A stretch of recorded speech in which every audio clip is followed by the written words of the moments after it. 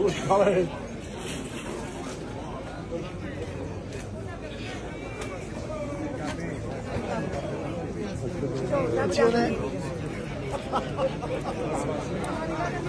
Attenzione. Attenzione.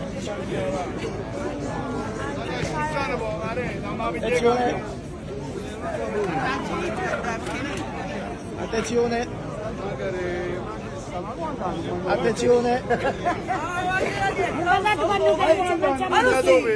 Voglio buongiorno a tutti, buongiorno popolo!